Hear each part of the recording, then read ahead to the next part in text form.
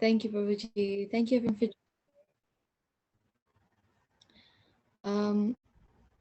hope everyone's good. I know a lot of us have some holidays going on. This is the last week, as Prabhuji so sadly reminded me. But Hare Krishna everyone. Welcome to the 4th session of the Bhakti Jnana course. So we finished chapter 1 last week, so this time it's going to be chapter 2. And the summary is basically that it's sort of an overview of the philosophy that we study. It will in one way cover all sort of different parts of each chapter, but really not in detail as much.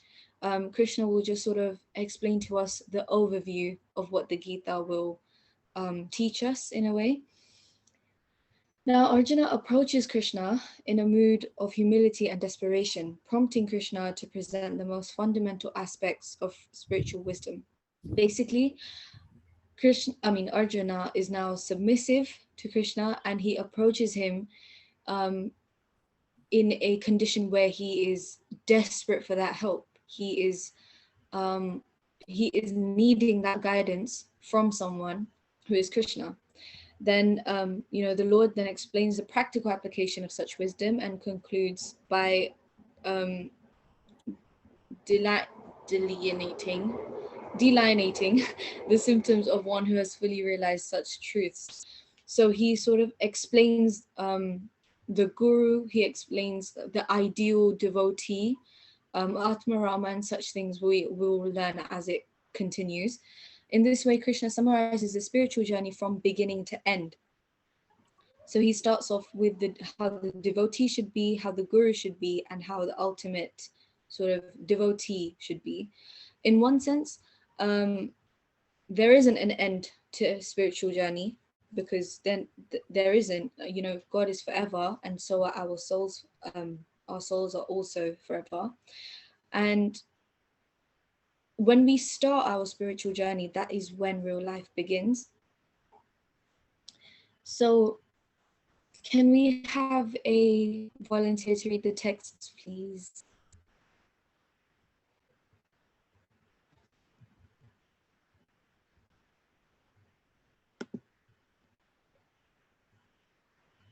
Also, I can't tell if anyone's raised their hand. I don't know if this has the... Kishori, yes, of course, as always. Okay, that's perfect. Please, Ishwari and Kishori.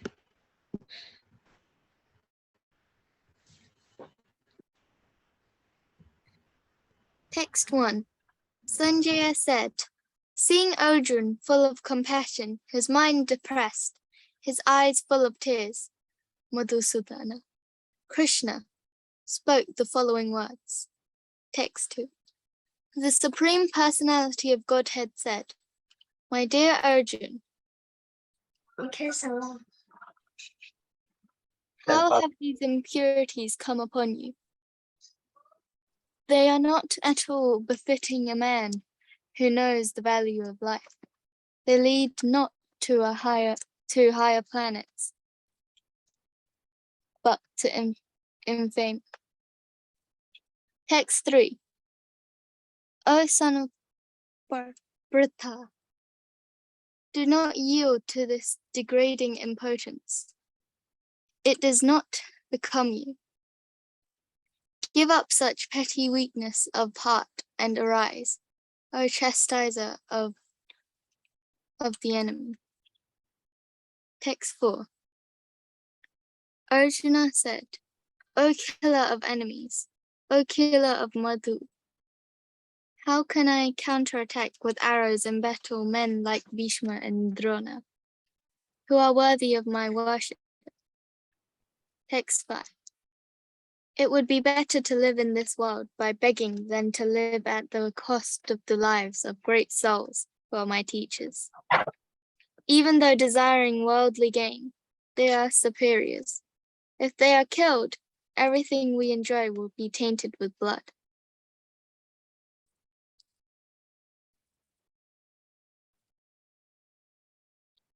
Text 6. nor do we know which is better, conquering them or being conquered by them. If we killed the sons of Dhritarashtra, we should not care to live, yet they are now standing before us on the battlefield. Text 7. Now I am confused about my duty, and have lost all composure because of miserly weakness. In this condition, I am asking you to tell me for certain what is best for me. Now I am your disciple, and a soul surrendered unto you. Please instruct me. Text 8. I can find no means to drive away this grief which is drying up my senses. I will not be able to dispel it, even if I win a prosperous, unrivaled kingdom on earth, with sovereignty like the demigods in heaven. Text 9. Sanjaya said, having spoken thus, Arjuna, chastiser of the enemies, told Krishna, Govinda, I shall not fight, and fell silent. Text 10. O descendant of Bharata, at that time Krishna, smiling in the midst of both armies, spoke the following words to the grief-stricken Arjuna.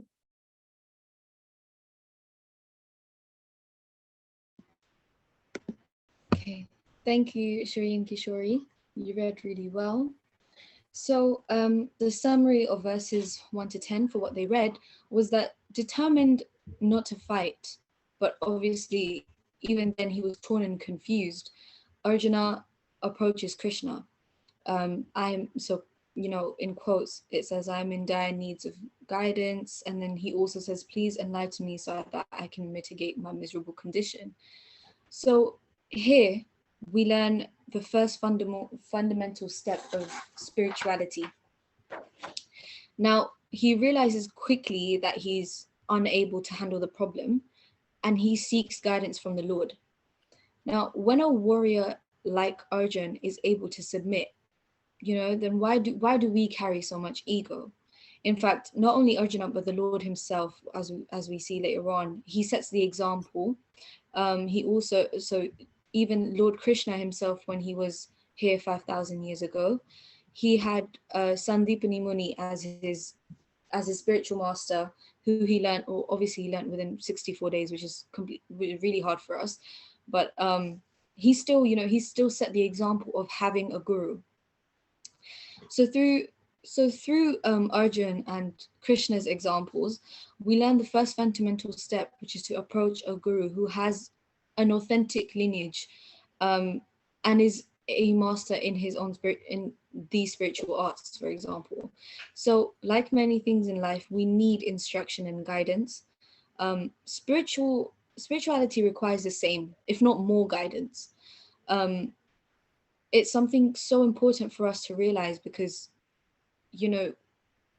without the guidance and without the instruction, people will tend to misinterpret or do something wrong, which cannot be considered, which basically won't be allowed in spirituality. So for example, people aspiring for spirituality, if they do something like eat meat or are violent, it doesn't make sense.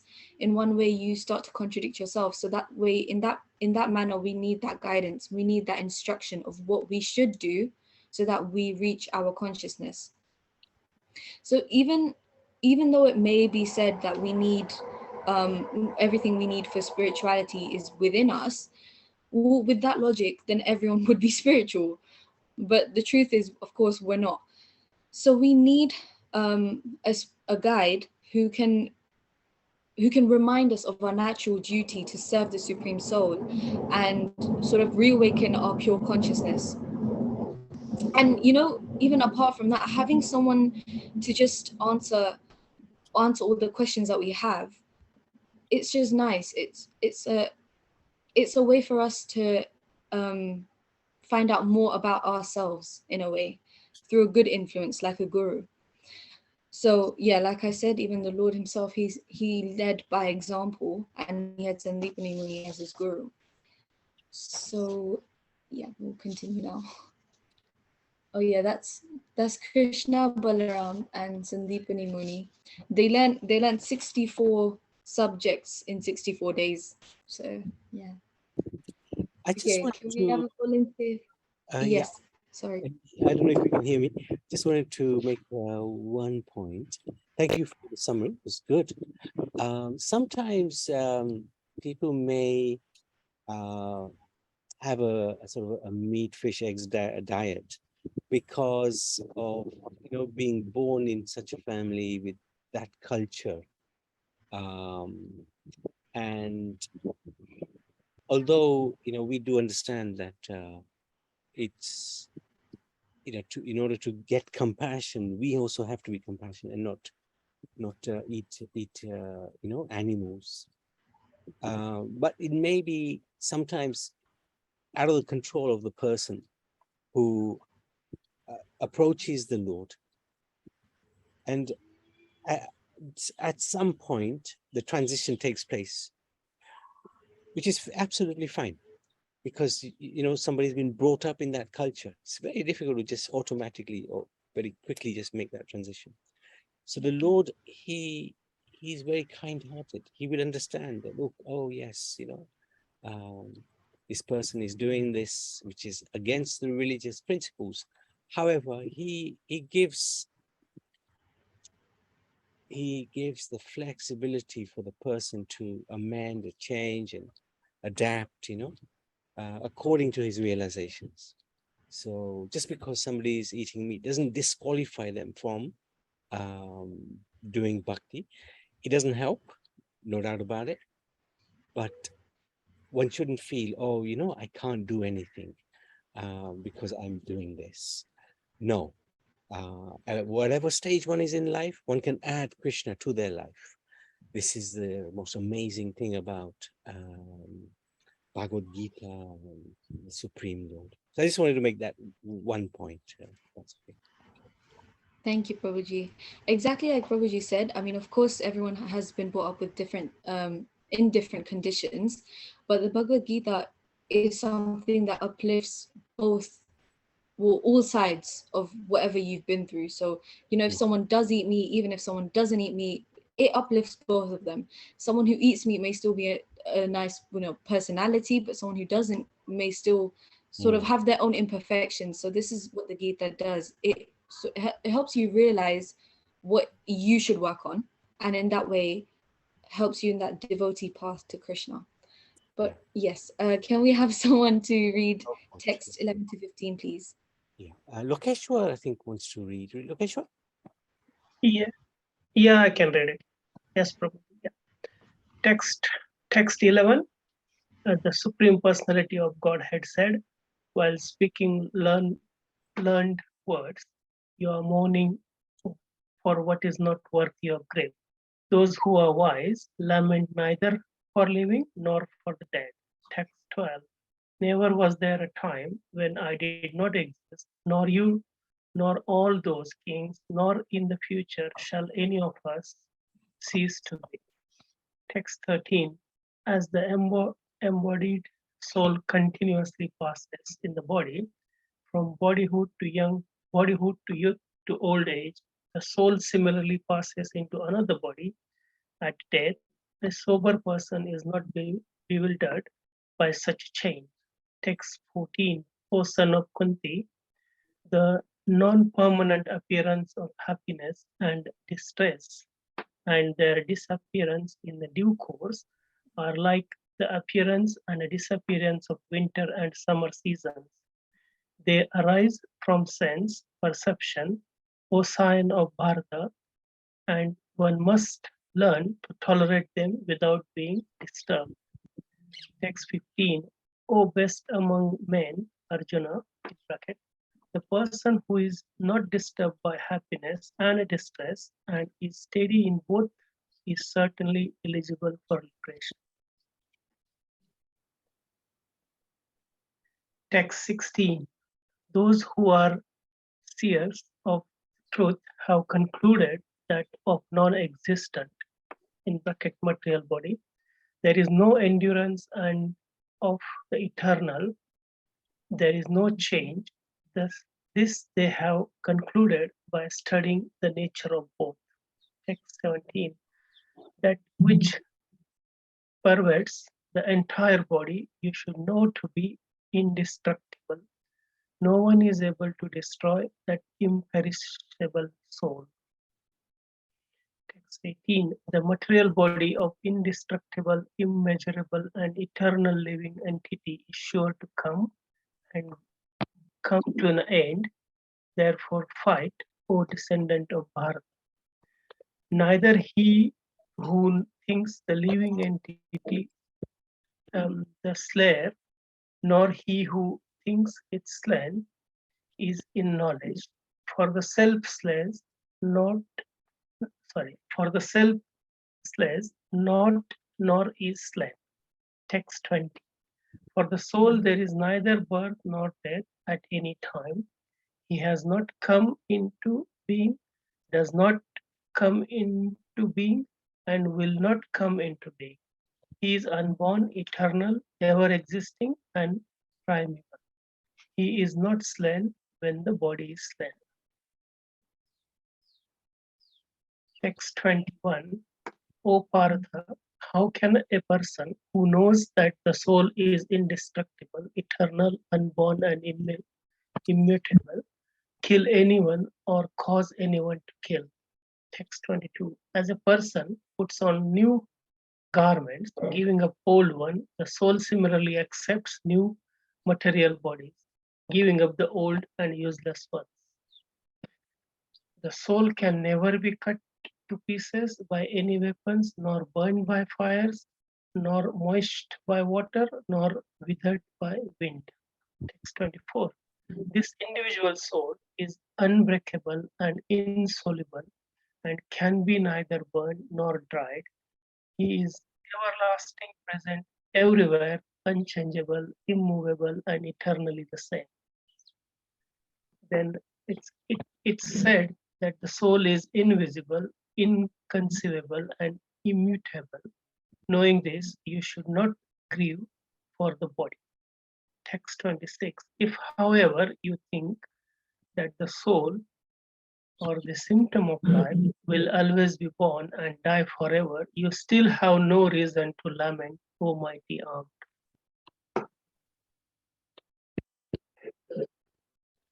Text 27. One who has taken his birth is sure to die, and after death, one is sure to take birth again. Therefore, in the unavoidable discharge of your duty, you should not lament. Text 28. All created beings are unmanifest in this beginning, manifest in their interim state, and unmanifest again, well and highlighted. So, what need is there for lamentation? Text 29. Some look on the soul as amazing, some described him as amazing, and some hear of him as amazing, while other, even after hearing about him, cannot understand him at all. Text 30. O descendant of Bharata, he who dwells in the body can never be slain. Therefore, you need not grieve for any living being.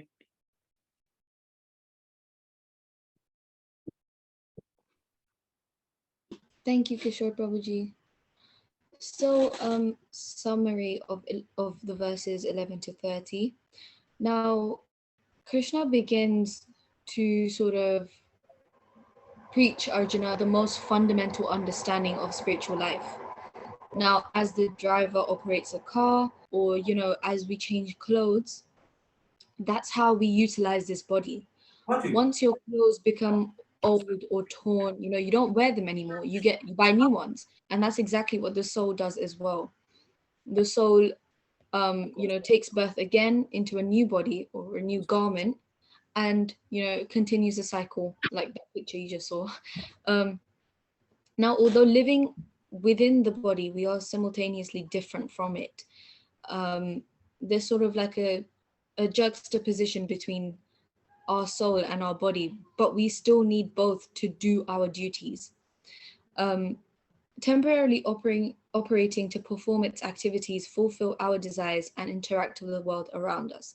So consider the body just a medium to fulfill our, desires, perform activities, and interact. That's all it is, nothing more. So the lesson is that the distinction is the first teaching that the Guru, this distinction is the first teaching that the Guru imparts. So what it is that at every moment our bodies are changing. We don't have the same body that we did as when we were children, and the way we have it now, it won't be the same when we're older.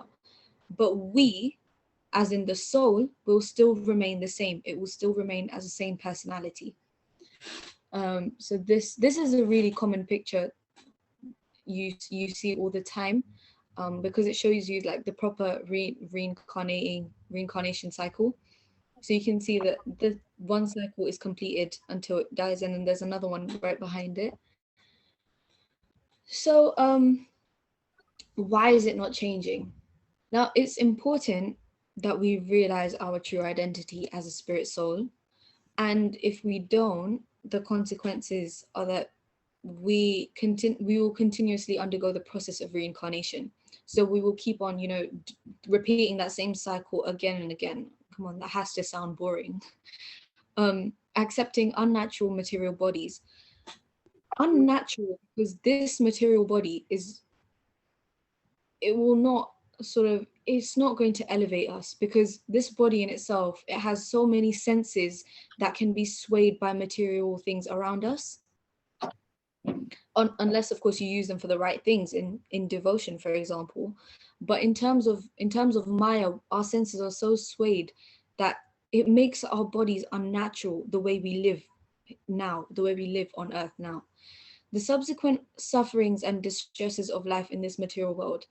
Now, personally, in 17 years of life, already so much grief and anguish I've witnessed at certain times, exam times and, application times. It's so stressful. I don't want to go through this anymore. I do not want to go through this anymore. I'm sure people that are older than me or even younger than me feel the same. Why should we keep having this cyclical life when we can just, chill with the Lord in Vrindavan? Like, why do we keep repeating the same cycle? So what this was, I think Prabhuji gave us this idea when we did our first Bhakti Jnana course with him. It says it right there. So every day we look in the mirror and say to ourselves, I am not this body, I am a pure spirit soul, servant of the Supreme Soul obviously being Krishna, and we are his servant. So that will make us realize that we are not this body.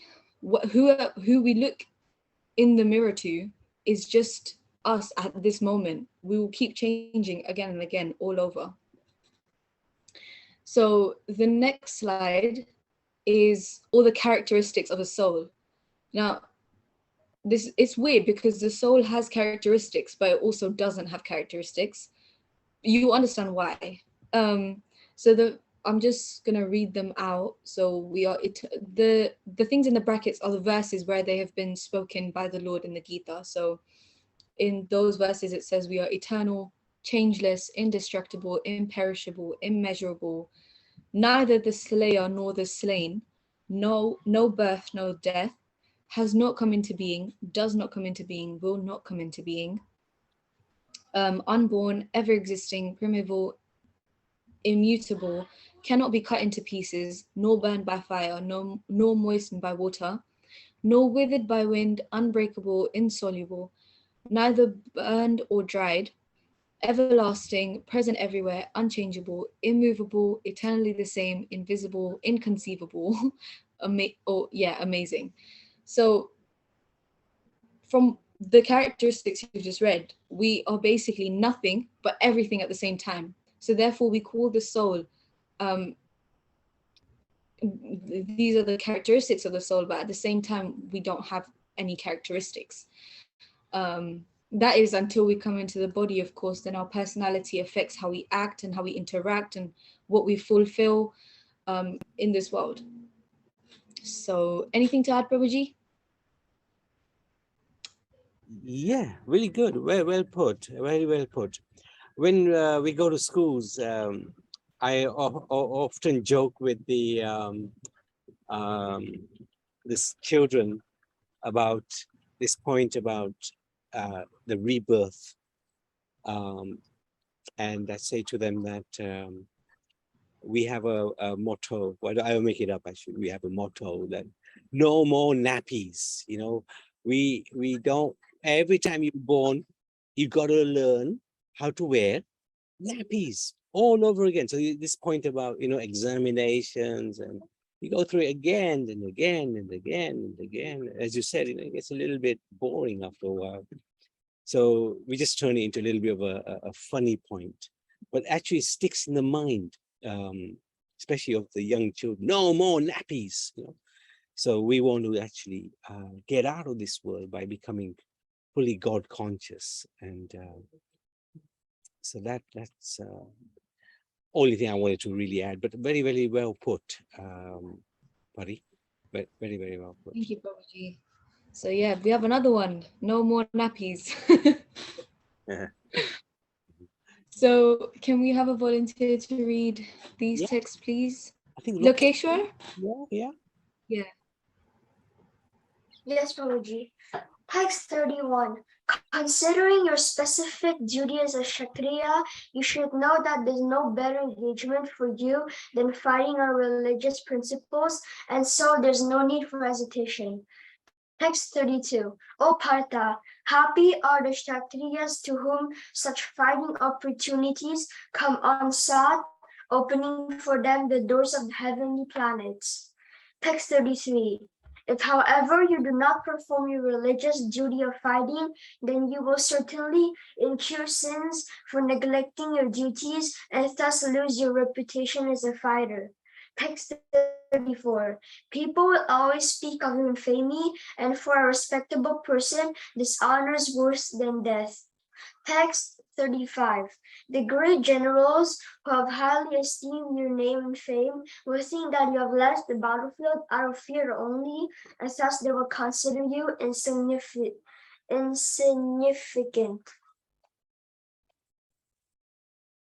Text 36. Your enemies will describe you in many unkind words and scorn your ability. What could be more painful for you? Text 37. O son of Kunti, either you will be killed on the battlefield and attain the heavenly planets, or you will conquer and enjoy the earthly kingdom. Therefore, get up with determination and fight.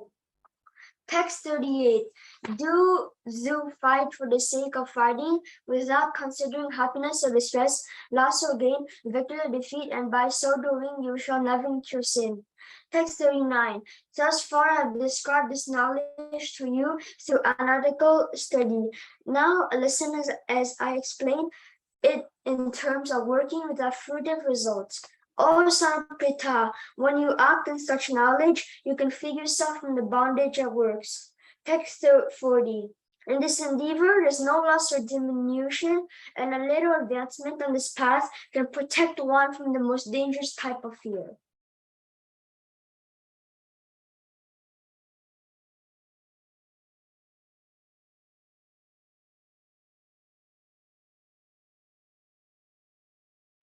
Lokeshwar, you can continue if you want.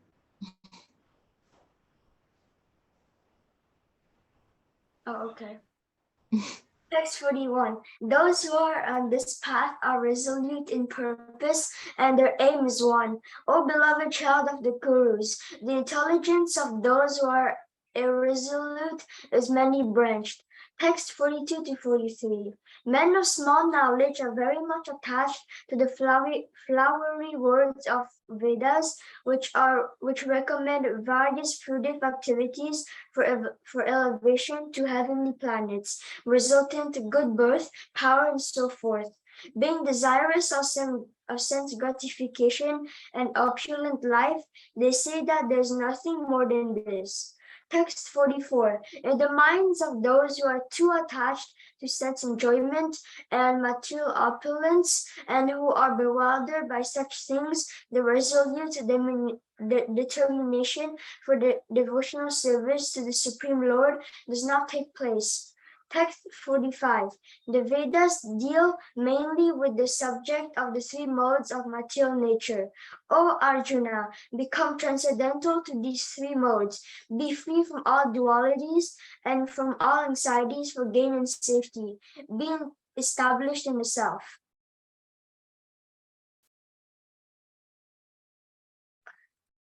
Text 46. All purposes served by a small well can at once be served by a great reservoir of water. Similarly, all the purposes of the Vedas can be served to one who knows the purpose behind them. Text 47. You have a right to perform your prescribed duty, but you are not entitled to the fruits of action. Never consider yourself the cause of the results of your activities, and never be attached to not doing your duty. Text 48. Perform your duty equipoised, O Arjuna, abandoning all attachment to success or failure. Such equanimity is called yoga. Text 49. O Dhananjaya,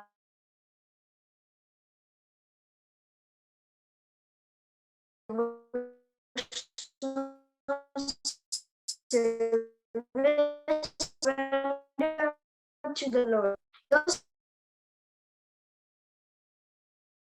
Your service himself of both good and bad reactions, even in this life. Therefore, strive for yoga, which is the art of all work. Now I think we'll wait for him to start the recording again. Okay, I think I'm back, and Yes, Prabhuji. let's have the recording again.